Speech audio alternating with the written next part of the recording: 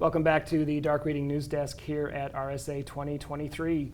Terry Sweeney here with Dark Reading, and joining me now is Erkang Zheng, CEO and founder of JupiterOne. Erkang, thanks so much for joining us on News Desk today.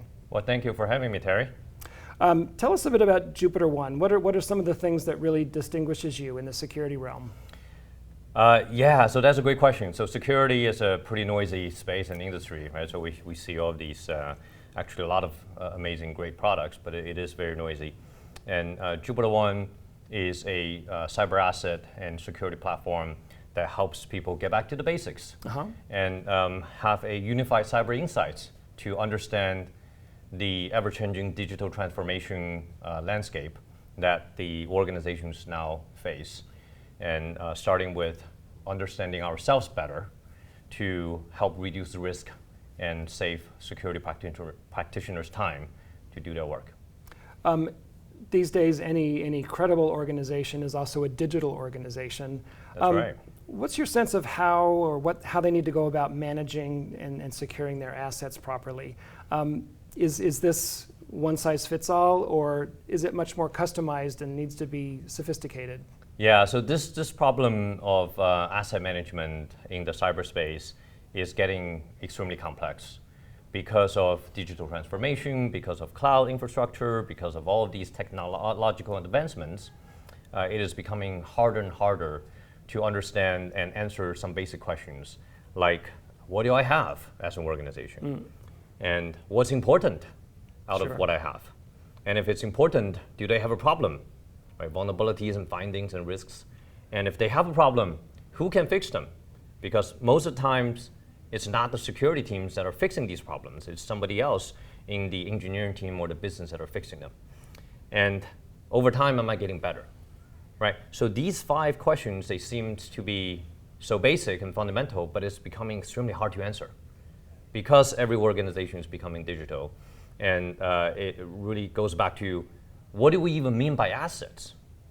Right, so JupiterOne, you may know that we released our 2nd annual SCAR, State of Cyber Asset report. Right, so our research team did a lot of analysis of the state of cyber assets, and we find some really interesting and potentially alarming numbers about how complex this landscape is. Well, walk us through that. What did the State of Cyber Assets report reveal? Were there some surprises or some particularly noteworthy data points? Yeah, I'll give you a few key data points and findings, right? So one is that the average security team, right? So not the most complex, just across the board, the average security team is responsible for roughly 390,000 cyber assets. And that's really overwhelming, right? So if you think about the attack surface that's ever growing, every single piece of that asset can become an attack surface. So these are both physical and virtual assets, I assume. That's right. And let's go back to, what do we mean by cyber asset even, right? So asset is fundamentally something that has value to the organization. And every organization is a digital organization now, right? So that really means that a piece of asset is something that is digitally defined, software defined, that is part of the company's digital operations. So anything from people to user identities to access policies to devices to cloud infrastructure and even security awareness trainings and code and applications and SaaS, right? So you can imagine anything and everything that makes up the digital operations for a company should be considered assets, and there's so many of them. Sure.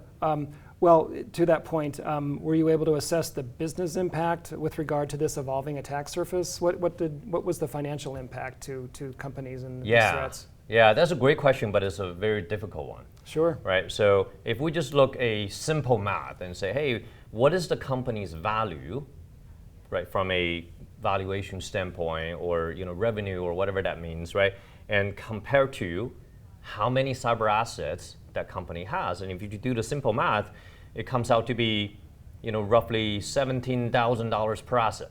But the reality is so much more complex than that, right? Because not every asset is created equal, right? So an application may have a different value than a workload, than a code, and the business context is really what drives the value of the asset, and therefore the criticality, and therefore the findings and vulnerabilities associated with them that may or may not be important. So that's what we need to have a contextual view using data to connect the dots to represent that business context so we can better understand the attack surface that we have. Well, let's talk a little bit more about the current business atmosphere. We're seeing lots of layoffs and staff reductions. What's your sense of how security teams can address this, given that the growth of the attack surface is not laying off or reducing itself? Yeah, so that's also a interesting trend that we are seeing, right? So overall, all companies are faced with resource constraints and budget constraints and time constraints. And we just heard that there are so many cyber assets that teams are responsible for, and that has grown year over year by over 100%. But what's more critical, or what's more interesting in the findings, is that the vulnerabilities associated with those assets has grown over almost 6x year over year, right? So what that means is every day we're faced with the reality of we have to do more with less. And how do we do that, right? So the only way to do that is by leveraging software technology like JupiterOne to be able to automate the analysis, to be able to connect the dots and help augment people's decision-making process. Sure. And help them make their jobs easier and do their, make their decisions faster and with more confidence. It sounds like what you're describing is best practices at scale. Is that accurate? That is a great way of putting it, because a lot of things that we're talking about here are actually pretty basic and foundational, right? So I believe that we don't really need to chase after the new buzzwords year after year, but really have a scalable way of doing the basics well, right? If we do that well, then we can have a tremendous amount of time back from the time that our practitioners typically spend on the maintaining basic things. They can have that time back to work on more important things, right? And if I may give you a specific customer example, right? Please. So one of our customer, Mercury Financial, they do a ton of analysis for their cloud environment, proactively, reactively, and by using JupiterOne, they were able to cut their analysis time from 20 minutes down to 1 second.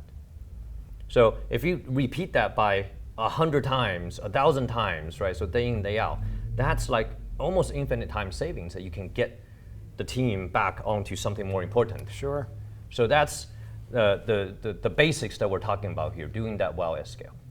Erkang, let's close out by talking a bit about unified cyber insights. How does this begin to address attack surface challenges?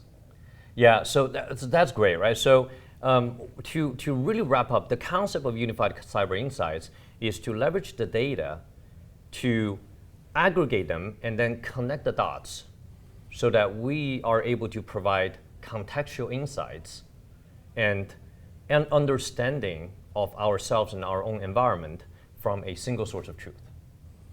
Otherwise, we're spending way too much time working in disjointed systems, and at the end of the day, all of those, right, so just like how individual people that we function, right, so we have to have a single brain, essentially, to analyze and understand and connect the dots across the different things, and we need that single brain and single place and single source of truth for the cybersecurity teams, and that's what JupiterOne and Unified Cyber Insights will provide. All right. Well, really appreciate the perspective on Unified Cyber Insights, a unique way to keep users, data, networks safe. Thanks so much for stopping by the Dark Reading News Desk today. Yep. Thank you, Terry. We've been talking with Erkang Zheng of JupiterOne. This has been Terry Sweeney for the Dark Reading News Desk. Thanks for joining us for this segment. We'll see you next time.